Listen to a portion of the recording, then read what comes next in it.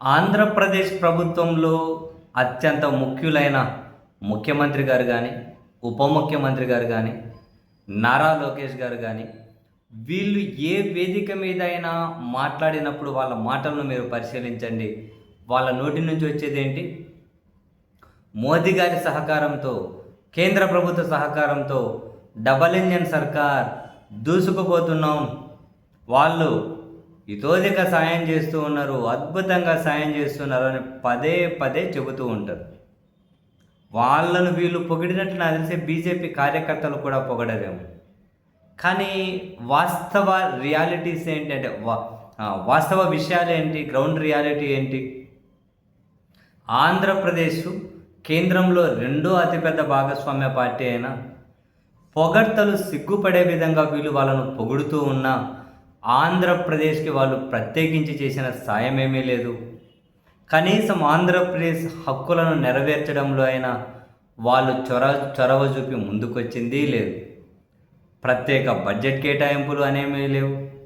కనీసం వీళ్ళు అద్భుతంగా చిత్రీకరించి చెబుతున్న అమరావతి విషయంలో ₹1 కేంద్రం ఇచ్చింది లేదు.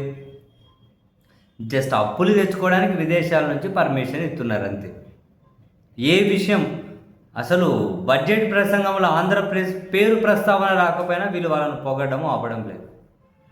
తాజాగా తెలుగుదేశం పార్టీకి రాజగురువు అనే పత్రికలోనే కనిపించిన హెడ్డింగ్ వార్త ఏంటో తెలుసా?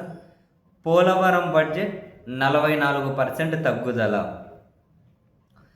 పోలవరం ప్రాజెక్టుకు కేంద్ర ప్రభుత్వ కేటాయింపులు 2025-26 బడ్జెట్తో పోలిస్తే 26-27 బడ్జెట్లో 44.06% తగ్గుదల కనిపించింది. తగ్గినట్లు జలశక్తి శాఖ పార్లమెంటు స్థాయి సంఘం తెలిపిందట.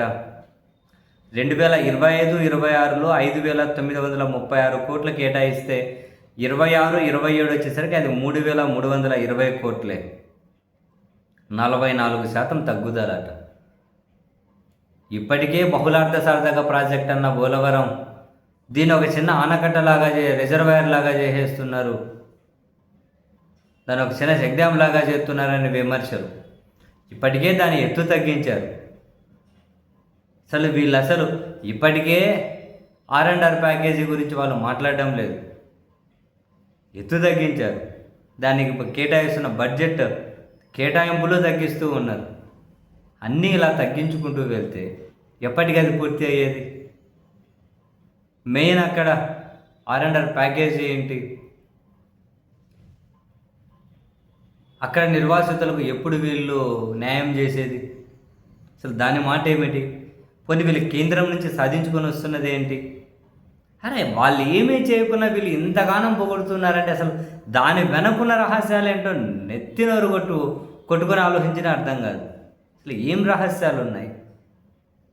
భయంకరమైన రహస్యాలు ఏమైనా ఉన్నాయా? మరి ఏమీ చేయకుండా అంతగానం పొగుడుతారు. అరే మా రాష్ట్రానికి ఇది చేయండి అది చేయండి అని చెప్పి గట్టిగా అడగలేరు, అడిగి సాధించుకోలేరు. నిజంగా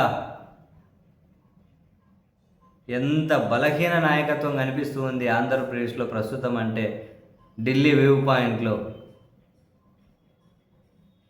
అసలు నాకు తెలిసి కేంద్రాన్ని అంటే ఎన్డీఏ కూటమిని వ్యతిరేకించే పార్టీలు ఆంధ్రప్రదేశ్లో ఉన్నప్పుడైనా కొంచెం గట్టిగా అడిగే పరిస్థితి ఉంటుందేమో.